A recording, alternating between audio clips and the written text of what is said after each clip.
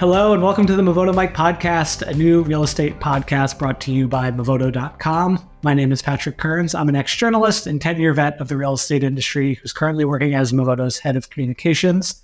Here with me today, as always, is my associate, Sophie Brandeis. Sophie, how are you doing today?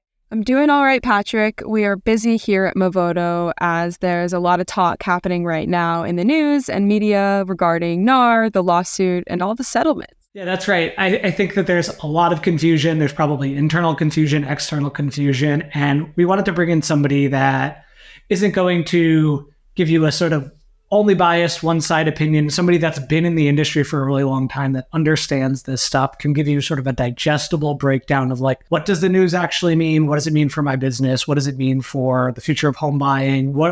What's actually going on? So, Sophie, who is that person? Who do we have as our guest today?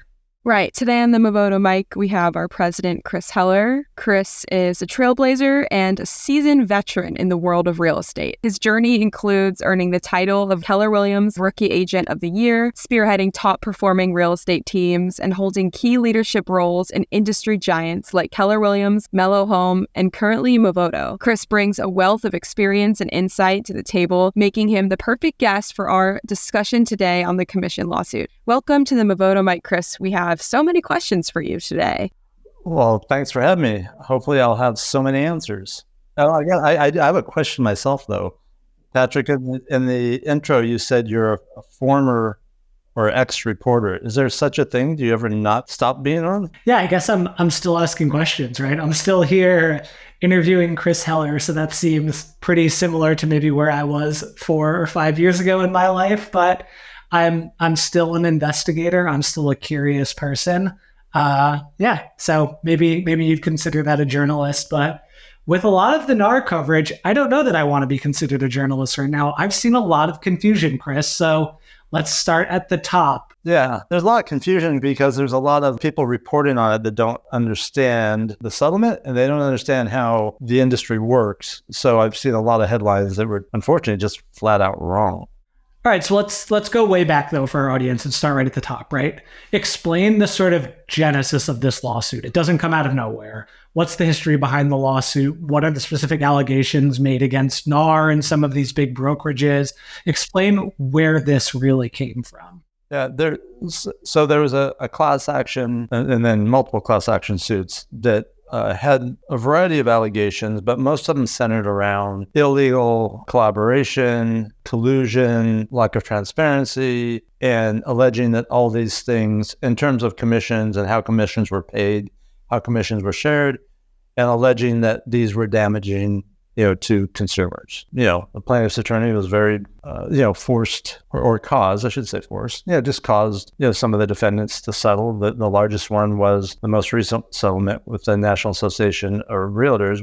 What's significant about that settlement is that it's a blanket settlement for the majority of the industry. I say majority because certain brokerages above a certain size are not part of the settlement, but 80% of the industry was covered by it. So can you explain who these brokerages are, who's involved, who are the main players here? Of the main case that has gone to trial and thus settled, there were five defendants: the National Association of Realtors, Keller Williams, Home Services of America, RE/MAX, and Anywhere Corporation. 2 of those defendants settled prior to the trial, and 2 post-trial, with the last one being the one that hasn't settled yet is Home Services of America. But the most recent settlement was the large one with the National Association of Realtors. And now for people, I would assume in the industry, most people know who the National Association of Realtors is, but for maybe the casual listener that's being exposed to this group for the first time, who is NAR and what is the profile of the average person that NAR is advocating for? NAR is the National Association of Realtors. It's a trade association. They don't set commissions. They don't govern commissions. They don't dictate commissions. Really, NAR, and part of their mission all along has been to protect and provide for the American home buyers and sellers. And they do that to the education of realtors, to the up-leveling of their professionalism, their ethics, their guidelines. And really, realtors are paying dues, right, to NAR. So where does that money go? Yeah, it's a trade association that's supported by the dues of its members, and the National Association of Realtors, for the most part, is made up of realtors. All the different councils, the representatives, the directors are all brokers and agents. So can you explain the key practices of NAR that are currently under scrutiny with this lawsuit? So that's the interesting thing. National Association really does, for the most part, govern the local associations. The local associations, for the most part, govern the MLSs. In the MLSs, the multiple listing services, those are the platforms that agents put a property into that then propagates that property to all the other agents and to all the public sites that we as consumers can see real estate on. Right. It's like Movoto is powered by the multiple listing services. Correct. There is an offer through the MLSs. There's an offer of compensation. So when I list Patrick's home, Patrick pays me a commission, and I take a portion of that commission and I offer that as cooperation to other agents, to Sophie, who's a buyer's agent. So Sophie, if she brings a buyer to Patrick's home and they like it and we negotiate a mutually acceptable agreement, then that commission is being split in whatever fashion has been determined between myself and Sophie's agent. The plaintiffs allege that can cause steering practices. They allege that is collusion. They allege that it would cause an agent to only show properties with higher commissions or not show properties with lower commissions. Those were the allegations, or some of the allegations. All right, so let's talk about the settlement, because that's what was the big news this week. If this settlement is accepted, what's going to change? Of the things you just sort of highlighted, the things that are under scrutiny, what will be different? Yeah, so there's several, but there's like three big changes. One is that the cooperative commission is no longer required and remains optional. So right now, if I'm putting a property in the MLS, in many of the MLSs, it is required that there's a portion of that commission that's offered out to another agent. Now, that could be $1, or it could be a percentage, or it could be anything in between. The second big change is that all realtors and MLS participants must have a buyer-broker agreement executed prior to touring or showing someone a home, and that the final compensation, and that in that agreement, it will spell out the compensation that the buyer would pay their agent, and that cannot exceed, and any compensation they get cannot exceed what is in that agreement. So what that means is, if you agree to work with me as your agent, and we agree that if you buy a home, that you'll pay my commission of X amount. For this example, let's say it's 2.5%. If you find a home you like and we negotiate on, we find out that the seller was willing to pay me 3%, I cannot accept that. The max I can get is what was in our agreement, which is the 2.5%. And then the third change is that, and this is a change that hasn't been written about a lot, but that all commissions are now negotiated with each party prior to the offer. So the seller and the seller's agent, the buyer and the buyer's agent are agreed to what their commissions will be. The amount of a seller contribution to a buyer's commission can be negotiated in the purchase. Prior to this, most MLSs and associations in most states prohibited the commission to be negotiated in a contract. The opinion was that the contract's between the buyer and the seller, not the agent, so you can't negotiate in there. With this new change where the seller's paying their commission, or they could be paying both, but let's just say in this example, they're paying the commission to their agent, the buyer's paying the commission to their agent. That now can be part of the negotiations of the contract. Let's shift a little bit. Can we talk about impact? Hypothetically, this settlement is accepted. How will this practically affect brokers, agents on both buying and selling side, home buyers, and NAR? If the proposed settlement is what comes to be, what it changes really is the mechanisms of how agents get paid. Will it change the amount of commission? It may not. I've seen headlines that the commission amounts are going away, or commissions will be a fraction of what they are. In the real world, if I'm selling a home, I have some options. All right, I can say to my agent, or my agent may say to me, Chris, our commission's 3%. And we highly recommend that you offer commission to other agents or a concession to buyers that they can use to pay their commissions to their agents, because that will expose your property to a lot more buyers and a lot more agents. And then with more exposure, you're going to get a better price, or your house is going to be more likely to sell, or it's more likely to sell better, quicker, at a better price.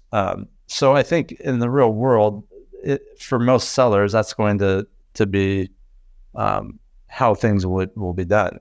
In the event that they don't, then the agents that are representing buyers will have an agreement with their buyers that they've negotiated what they will get paid during that transaction. So how agents get paid will be different, right? Listing agent by the seller, the buyer's agent by the buyer, or through the negotiations that happened at the purchase. For buyers, if a seller isn't willing to pay or able to pay the commission, and the buyer's faced with paying it, then it could impact, number one, whether they have an agent or use an agent, which would be unfortunate, because then they'd be underrepresented or wouldn't have the benefit of having an expert that could guide them through the process or really help them understand the local nuances of a city or a neighborhood or a community. And it could impact if they do pay it could impact their buying power, right? Because most buyers have a finite amount of money, and if some of it's being used for closing costs or commissions, limits their purchasing power.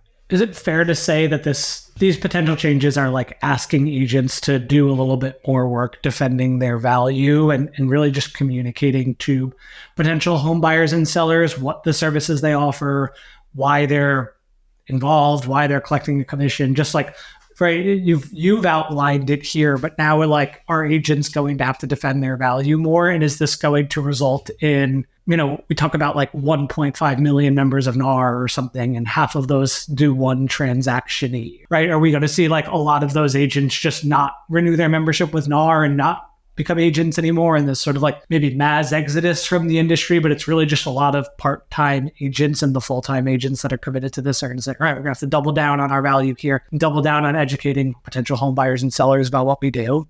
Yeah, look, I don't think it's going to require any of that. I think one of the positive outcomes of this will be that will happen, right? Because if I'm a buyer, and I'm a buyer right now, actually, my wife and two of my daughters are looking at properties today in another city, in another state.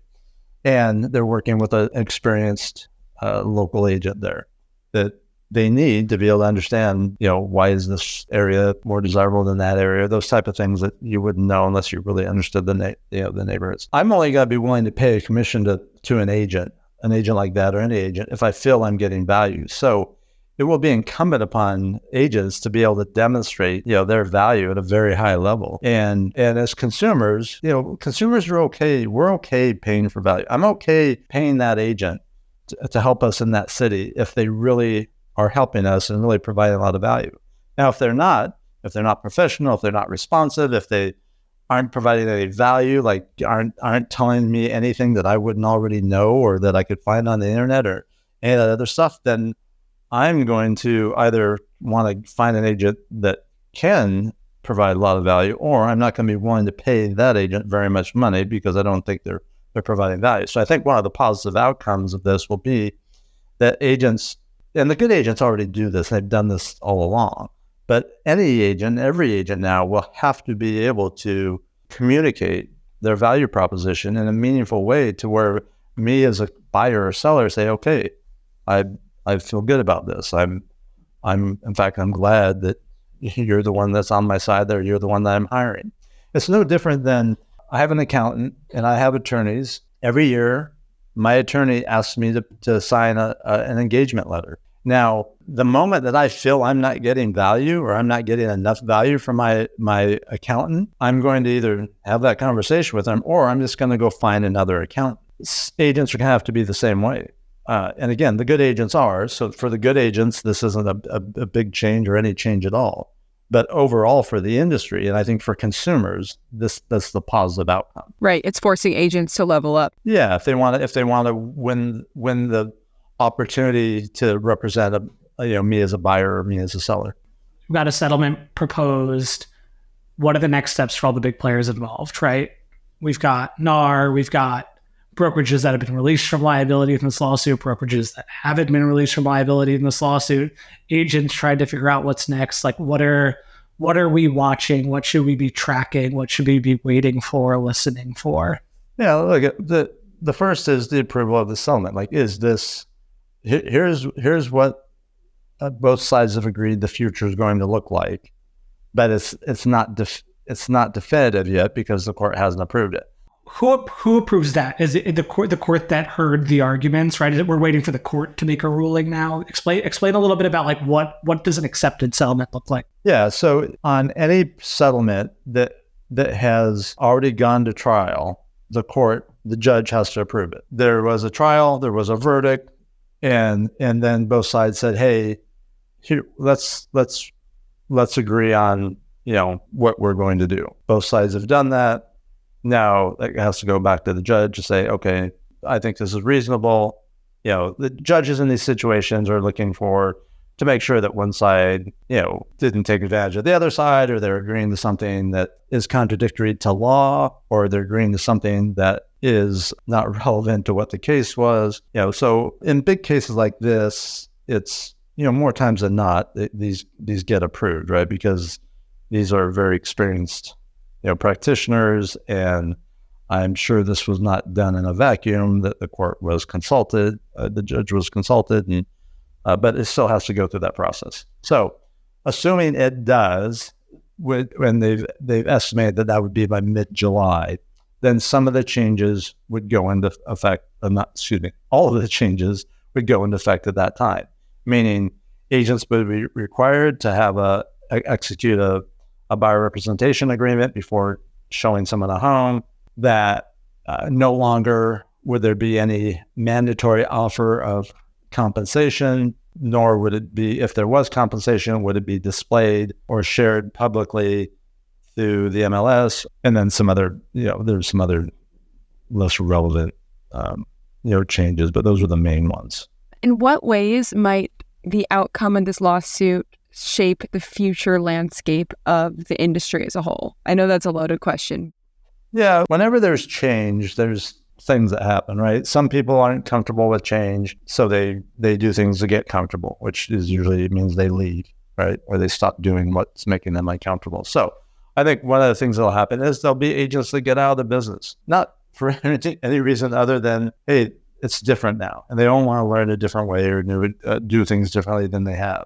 There's some agents that have operated this way for forever, right? They've always used these type of agreements and operate this way. For those agents, not a lot changes. I think there will be fewer agents because of this. I think initially there may be agents signing agreements with buyers and buyers agreeing to pay for a certain amount of commission to that agent, that sellers may end up paying slightly less commission, but that's yet to be seen. I think most sellers will still want to offer out a incentive to other agents to get their homes sold. Sellers have always had the option not to do that, and very few of them take the route of not doing it. So I think that will continue. So, back to your question of what changes I'll see, I think there'll be fewer agents over time. I think there could be slight downward pressure on commissions. Again, that can be impacted as much by market conditions as anything else, right? In a very hot market, there's always downward pressure on commissions. The slower the market gets, the commissions tend to move the other direction. So, there's just new ways of operating. Agents have to do things differently in new ways. So there's just going to be a learning curve. And during that learning curve, there'll be, mistakes. There'll be things the speed of which things happen will slow down. But people are still going to buy homes. People are still going to sell homes. People are still want to have agents help them. They've always done that in the past. This doesn't change that. So there will be specific changes, and then there'll be things that don't change. Right. People have to live. They're gonna be in homes. They're gonna sell homes. Yeah.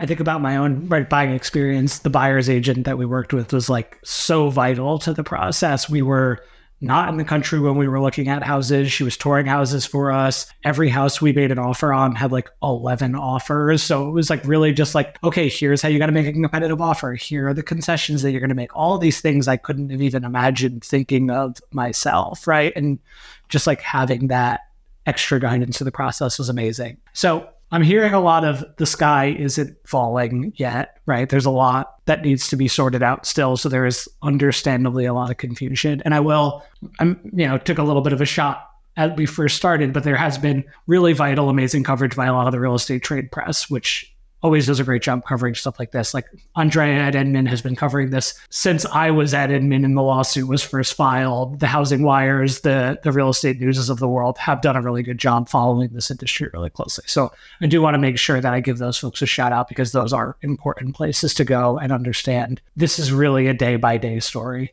It really is. And there's like what happens initially is with any change and especially a change that impacts someone's livelihood or their career. There's fear, there's panic, there's worry, there's concern. And then you see that start to wane.